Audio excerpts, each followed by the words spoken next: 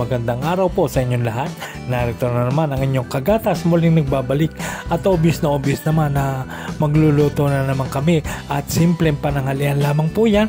At yan po ay ating ibubudal pa sa aming rooftop sa taas. At so samahan nyo kami hanggang sa huli. At kung bago ko pa lang po sa aking channel, please subscribe. At huwag nyo kalimutang pindutin ang notification bell para updated kayo sa aking mga video. Alright, so samahan nyo kami.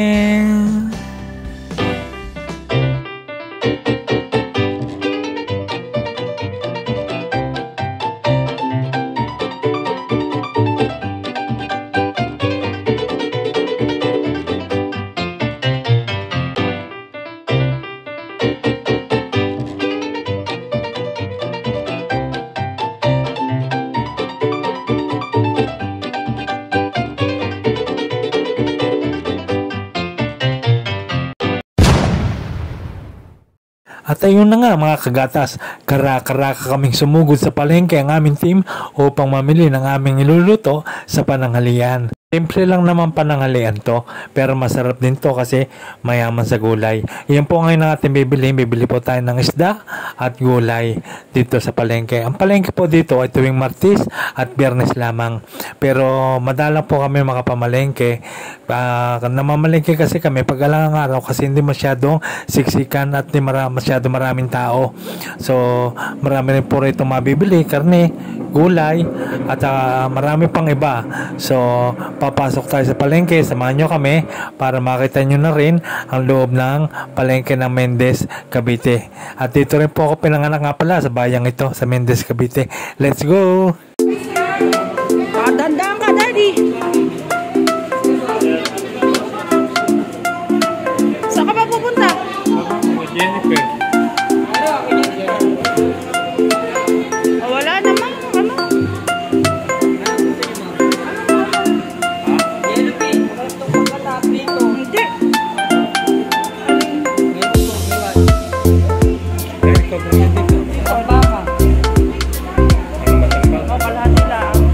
Kalahati lang, Toy. Nasaan si Jennifer? Nagsusumba. Sa bahay po. Sumbay. Ako'y naka-vlog. Naka-vlog ako, ha? Para makita sa... Shout out. Shout out.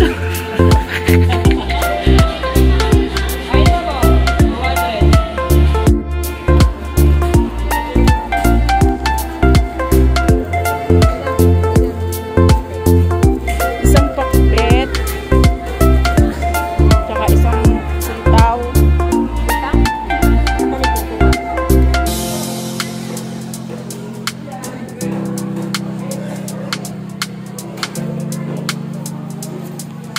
Si Daddy kasi kung saan na mapatapat.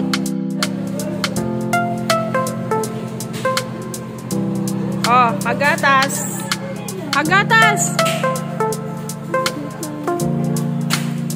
Kasi Janelle na na. Yeah, hi. Ano yan? Vlog. Subscribe mo nga kami. Daddy, bigyan mo naman sticker si Maricoy.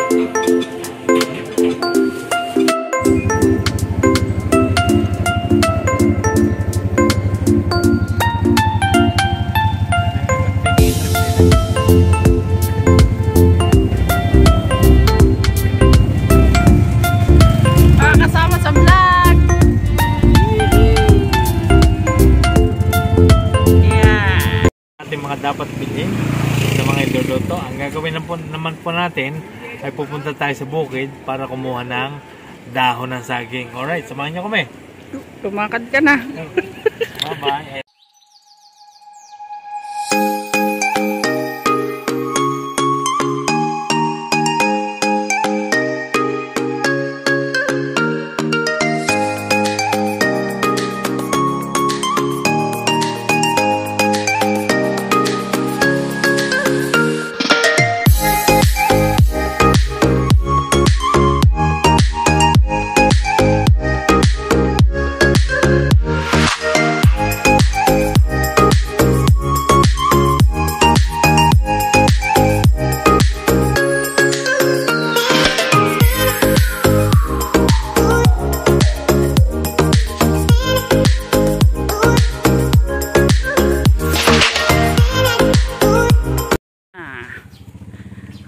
kami ng dahon ng saging. Yes, at gagamitin natin yan sa boodle pipe. Hindi kompletong boodle pipe pagka walang dahon ng saging. Yeah.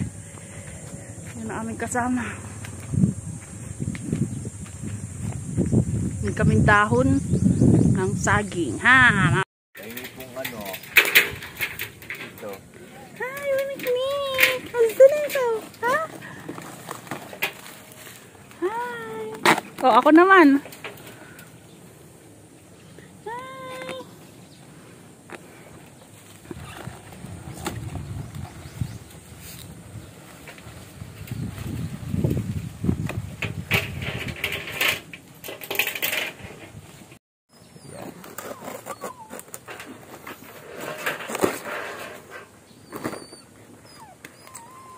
Paano ba? Ginagin? Pat ba isa ba? Sabab.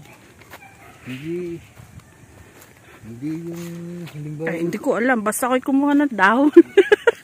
Sila ka nga kumuha niya eh. Nakita niya. Ay, kalaki. Kaganda. Baka naman biya. Ah, pag gayon. Ganyan. Pag ganyan.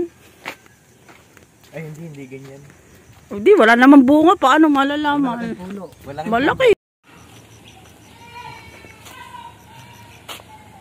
Ang gatas, di na po natin pinasok doon ng ating si Bukid Darts. Kasi po yan ang daan, no? Oh, napakaputik. Mapuputikan ng gulong ni Bukid Darts. So, tara na. Baka madulas ka. Umpisa natin ang pagluluto. Ano? Magluluto kaming pakbet. Tapos Bagnet ang tawag. bagnet. Tapos yung may paksiw na isda.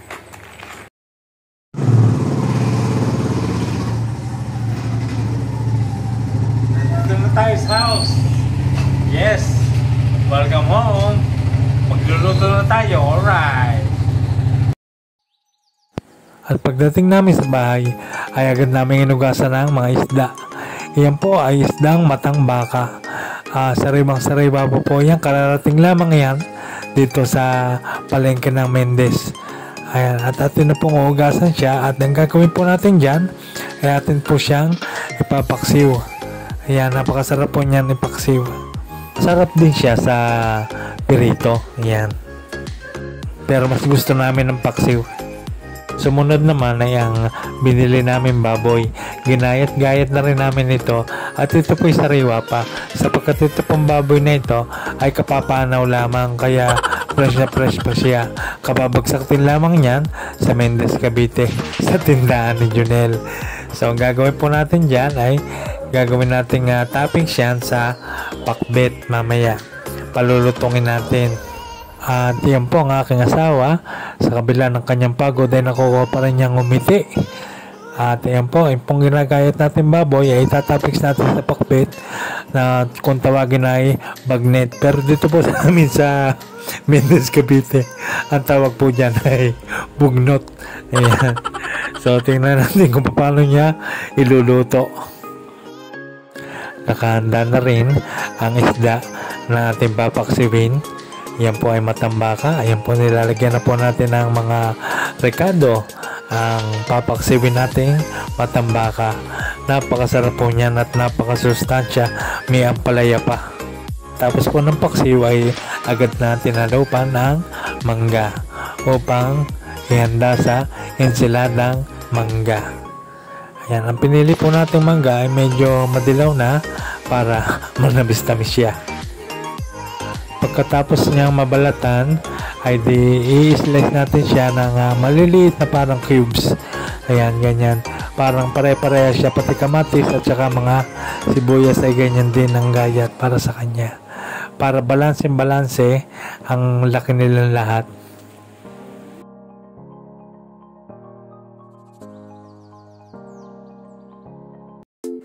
Isunod natin ang kamatis, maliliit din lamang ang gayat niya. Sibuyas, ganun din para balanseng-balanse ang laki niya. At syempre, hindi mawawala ang salted egg. Iyan po ang isa sa magpapasarap sa ensiladang mangga. At ayan na po ang ating ensiladang mangga. Kulang pa po yan ng talong. Meron pa po yung nilagang talong na isasama natin diyan. Ayan, para mas masarap siya. Tinumpisahan na po ang pagigisa ng kamatis, sibuyas at bawang para sa pakbet. Ayan. Napakasarap na pakbet na may toppings na babay.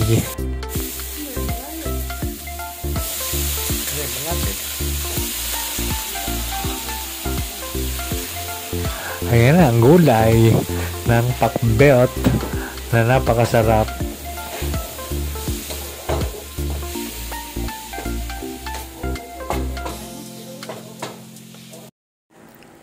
Pagkatapos magluto ng misis ko, ay nakuha pa niya akong gupitan. Ganyan siya kabait. Ayan, siya rin po ang aking barbera. Hindi ko po pinahawak ang buhok ko sa iba. So, panoorin natin ang paggugupit niya.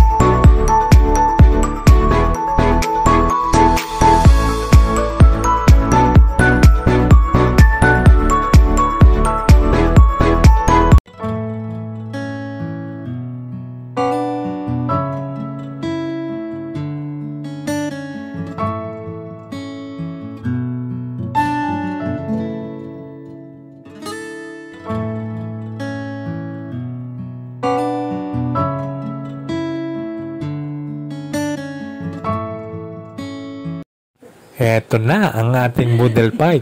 Ayun po ang ating pakbet. May 2 sitaw, 1 kalabasa, at saka po ayun po ang ating ensalada. Ayan. So, kain na po tayo. So, eto na po ang ating niluto. Tayo po magbo-boodle fight dito sa itaas.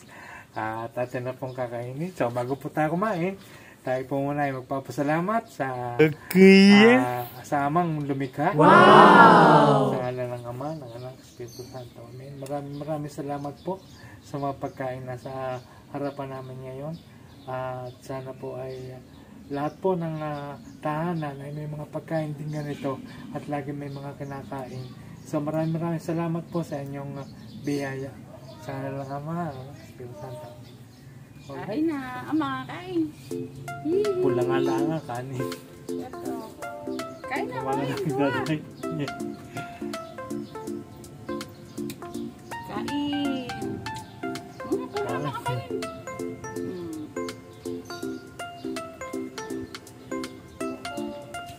Walang latang kanin nyo.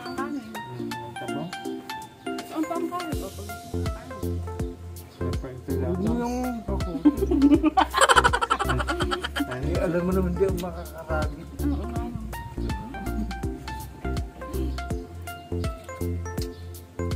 Ulam pa, wala pa tayong chicken. Nasa bagay, may bawal na. Gusto kami sa dahon, nakaubo. Sarap. Sarap tap.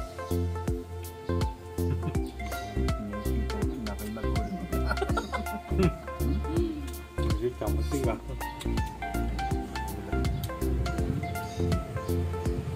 At ganito palang kain, walang lasa. Tamba ka. Sariwa. Tama yung kami.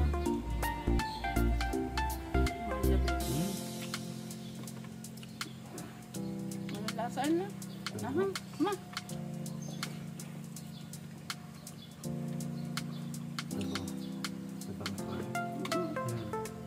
Pero mahal siya. Mas mahal siya sa puti. Kasi pang ano siya eh. Nakakataba. Diabetes.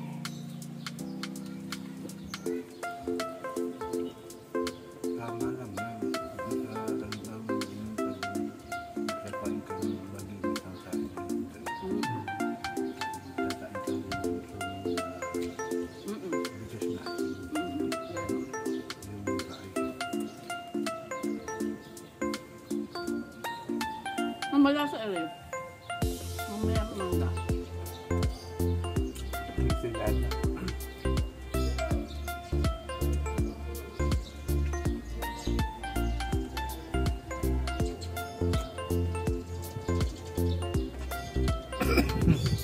Hala po siya.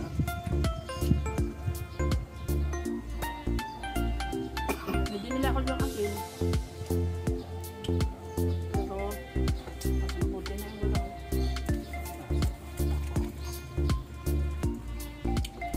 Yung luto mo yung takbik. Yung luto. Yung luto. Kaya nga. Ang kung ginagawa nila, tapos Bago kita mo naman. bumait. Sobrang gulang. Hindi maganda. Ang ating ano. Sobrang gulang yung Pangit po sa napinunahan. kakaluto-luto yung luto mo ng pakbit. Dapat yung inaakala mong malapit ng maluto. Alala lang. Dapat pala kayo ng lutuan niya. Pag sumag ng luto,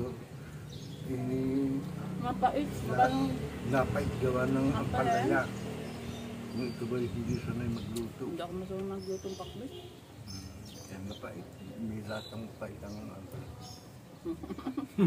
Sabi man, puti. Ang galing.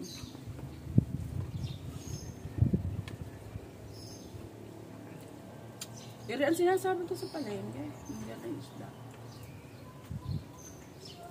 Pag hindi alam ng palengke, mahal.